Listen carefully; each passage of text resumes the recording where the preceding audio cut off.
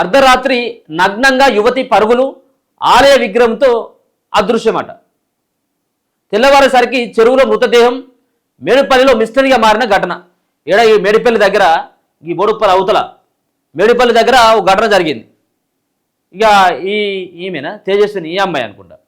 ఈ ఆమె నగ్నంగా గుడిలోకి వెళ్ళి ఆమె పరుగులు పెడతా ఉంటే ముంగటికెళ్ళి ఇంకోటి పరుగులు పెడతా ఉన్నాడు. అప్పటి వరకు ఏమనుకున్నాడు అంటే వీడేమైనా అమ్మాయిని ఏమైనా చేసి ఉండొచ్చు, దాని తర్వాత బట్టలు లేకుండా ఉన్నట్టయితే అమ్మాయి కూడా పరిగెత్తి ఉండొచ్చు అని చెప్పేసి అందరూ అనుకున్నారు. కానీ అక్కడ జరిగినటువంటి విషయం ఏంటంటే వాళ్ళకి మానసిక స్థితి సరిగ్గా లేకనా మరి ఏందనేది తెలియదు. సో అవి ఆ సంబంధించినటువంటి ఆ ఫోటోలు ఆ వీడియోలు అన్నీ కూడా బయటకు వచ్చినాయి. అట్లా ఒక యువతి ఆ విధంగా ఎందుకు చేసింది అనేది. దాని తర్వాత లాస్ట్కు చూసేసరికి ఆ క్లైమాక్స్లో అమ్మాయి చచ్చిపోయింది చెరువులో. మరి ఎవరైనా చంపిల్లా లేకపోతే అమ్మాయి చచ్చిపోయిందా ఏంటిది అనేది ఇప్పటివరకు పోలీసులకు మిస్టరీగా మారింది. మేడ్చల్ మల్కాజిగిరి జిల్లా మేడిపల్లి పోలీస్ స్టేషన్ పరిధిలో ఫీర్జాదిగూడ శంకర్ నగర్లో ఓ యువతి అనుమానాస్పద స్థితిలో మృతి చెందింది. అర్ధరాత్రి నగ్నంగా వీధుల్లో పరుగులు తీసిన సదరు యువతి కొద్దిసేపటికి సమీపంలోని ఆలయం నుంచి అమ్మవారి విగ్రహాన్ని తీసుకెళ్లినట్టు తెలుస్తుంది. ఆ తర్వాత కొద్ది గంటలకే ఆమె మృతదేహం ఫీర్జాదిగూడ చెరువులో తేలియాడుతూ కనిపించడం స్థానికంగా తీవ్ర కలకలం రేపింది. పోలీసులు తెలిపినటువంటి వివరాల ప్రకారం విజయనగరం జిల్లా దేవుపల్లి గ్రామానికి చెందిన వక్కలగడ్డ తేజస్విని 25 సంవత్సరాలు ఉన్నాయట అమ్మాయికి. తన తల్లి అరుణతో కలిసి శంకర్ నగర్లోని ఓ అద్దె ఇంట్లో నివసిస్తుంది. గతంలో బెంగళూరులో సాఫ్ట్వేర్ ఉద్యోగం చేసిన తేజస్విని ఇటీవల తల్లితో కలిసి ఇక్కడికి వచ్చింది. శుక్రవారం అర్ధరాత్రి దాటిన తర్వాత తేజస్విని తన తల్లి ఇంట్లో ఉండగానే బయట నుంచి తాళం వేసి నగ్నంగా రోడ్డుపైకి వచ్చిందట. అనంతరం సమీపంలోని ఆలయంలోకి ప్రవేశించి అమ్మవారి విగ్రహాన్ని చీరను ఎత్తుకెళ్లింది. ఈ ఘటనకు సంబంధించిన దృశ్యాలు స్థానిక సీసీటీవీ కెమెరాల్లో నమోదైనాయి. ఆ తర్వాత కొద్దిసేపటికే ఫీర్జాదిగూడ చెరువులో తేజస్విని మృతదేహం లభ్యమైంది.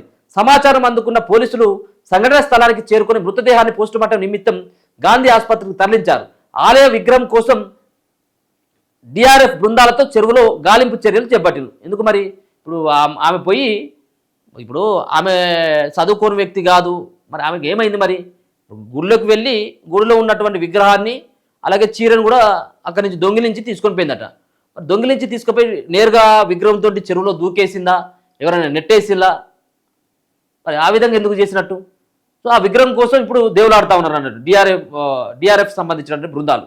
సో అన్ని కోణాల్లో కూడా పోలీసులు దర్యాప్తు చేస్తున్నారట. ఘటనపై తల్లి అరుణ మాట్లాడుతూ 6 నెలలుగా తనకు తన కుమార్తెకు పీడకలలు వస్తున్నాయని, కలల్లో రక్తం కనిపిస్తున్నట్లు అనిపించేదని పోలీసులకు తెలిపింది. అయితే ఇంట్లో తల్లి కూతుళ్లతో పాటు మరికొందరు కలిసి క్షుద్ర పూజలు నిర్వహించారని, ఆ తర్వాతే యువతి నగ్నంగా గుడిలోకి వెళ్లి అమ్మవారి విగ్రహాన్ని చీరను ఎత్తుకెళ్లిందని స్థానికులు చెబుతున్నారు. ఘటనపై కేసు నమోదు చేసుకుని పోలీసులు అన్ని కోణాల్లో దర్యాప్తు చేస్తున్నారు. అయితే ఇక వీళ్ళకు రక్త కళలు ఎవతని రక్తం వస్తుందట, చచ్చిపోయిన వాళ్ళు వస్తాలట, దేవుళ్ళు వస్తాలట, వీళ్ళు వస్తారు కాబట్టి ఇంట్లో ఎవరైనా ఉంటాడు కదా దీనికి వీళ్ళ దగ్గర నుంచి కూడా పైసలు దోచుకోవడానికి ఒకడు తయారవుతాడు. ఒకడు ఏదో ఒకటి వాడు మంత్రగాడని ఒకటి తయారవుతాడు.